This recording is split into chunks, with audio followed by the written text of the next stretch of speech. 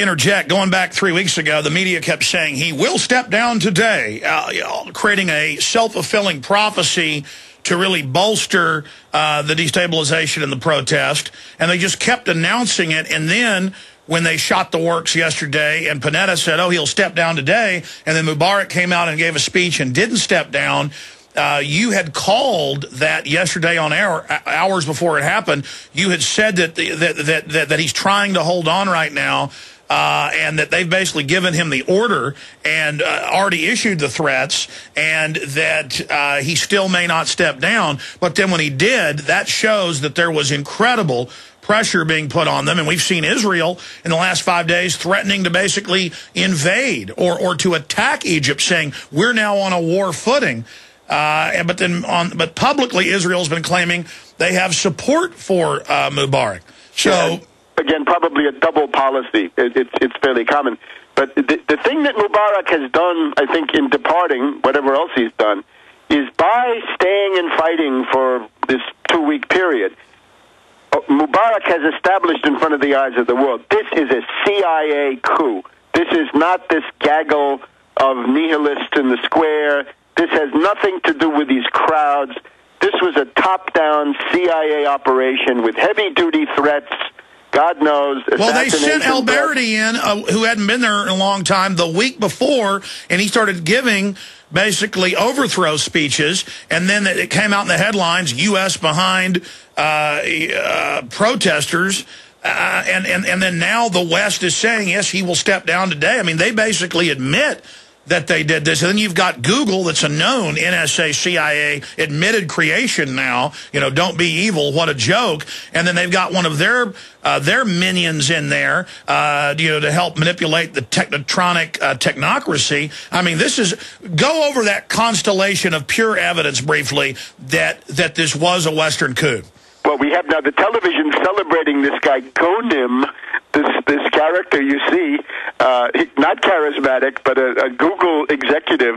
They're celebrating Gonim as the founder of the revolution. So again, if it was Robespierre in France and Lenin in Russia and maybe Mao in China, now we have Gonim.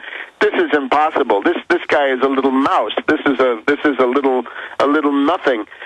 We also have this interesting fact that the main group among the young nihilists in the square is this April 6th organization, which happens to be a clone of the original Color Revolution group, which is the Otpor group in Serbia, left over from 1999-2000 when the U.S. and George Soros isn't hiding that. I mean, they're not hiding the fact that they're in there manipulating this. No, they exchanged love notes in public on the internet. You can see what's left of Otpor, basically nothing. But the old veterans of Otpor are sending love notes to the April 6th and vice versa. And, of course, we also have the Daily Telegraph reports that the entire plan that we've just seen as far as the public square part, right, the people power aspect, all of this was worked out in the United States in late 2008, just as Obama was taking power here with a similar operation. Is what you said on air. You said they're shifting away from open military invasion and the conquering, and they're shifting to the Brzezinski model of destabilize, have revolutions, overthrow, and then out of the chaos, put your people in, and then use that country as a kamikaze against the next. And that will be one of Obama's main arguments to the Wall Street people when he comes around for contributions, saying, look, re-elect me because I give you everything you want without the expense of a war, without the upheaval, without the movements. The problem with that is that works fine on your own client state, right? You can stab your own ally in the back. That's easier than fighting Iran with a color revolution, whereas the Iranians, of course, fight back. The Chinese have fought back in the past, right, at Tiananmen. So it's much harder. What was the 888? I mean, that was admittedly a NATO situation. Was that a test of Russia? I'm sorry, which one? What was 888? I mean, was that a test of Russia? Why did they do that? What, the attack on Georgia? Yes. Well, this was simply it was an attempt by people from this Brzezinski orbit, or people who came from the Brzezinski orbit. This madman Saakashvili, fascist warmonger there in Georgia, went berserk and tried to start something. And this was simply an attempt, I think, to get the attention back towards the big strategic issues, which are things around Russia and China and India. So, yeah, that's just it was a kind of a calling card from Brzezinski.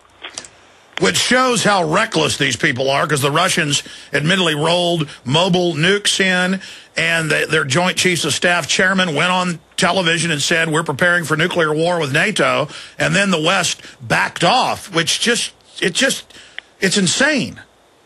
Yeah, it is insane. And what you always see is the question of the nation state or the empire. Unfortunately, the empire has won against the nation state. Yesterday, the nation state was briefly in the lead, whatever else you want to think. But today, the empire has, at least for the moment, triumphed. The problem that the CIA has is you take a U.S. asset and put that person into power. From the moment that they take power, the apparatus of the nation state begins to capture them and forces them to act more and more like a national leader, less and less like a foreign agent. And that's what happened to Mubarak. He had become really a national leader from his own point of view. Yeah, it was the same thing with Saddam, also put in by the West. The internal form of these dictatorships is simply the typical form of a government in an underdeveloped third world segment of the U.S. empire, and that's pretty uniform. It doesn't seem to vary. Well, Webster, very much. What do you think about people like Ray McGovern, who thinks this is overall going to be positive, and he thinks El-Baraty's a good guy because he, said WMDs weren't in Iraq? I'm afraid that once you've served in the CIA, you never quite get over it. I think that you can see a kind of a body of opinion that corresponds to the U.S. intelligence community. The left liberals who used to oppose Bush and Cheney have now, I think, completely discredited themselves, that they were imperialists all along, that they had a beef with Bush Cheney about methods, but not about goals. They're interested in a U.S. world empire, and they said, don't use military means, use our subversive means.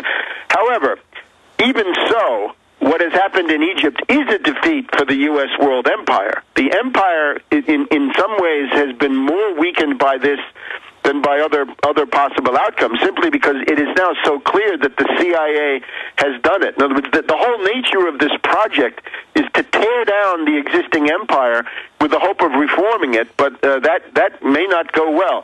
Certainly, Egypt now enters into a period of prolonged chaos and instability. And again, I would urge Obama, send a few million tons of grain if you have any concern about Egypt, because that's what they need more than your hot air. Well, for folks that say we can't do that, we're already giving them foreign aid, and the bankers want another $100 trillion of our tax money. Why can't we give, $1 billion of grain to them if it stops a chain reaction that leads to Middle East-wide war?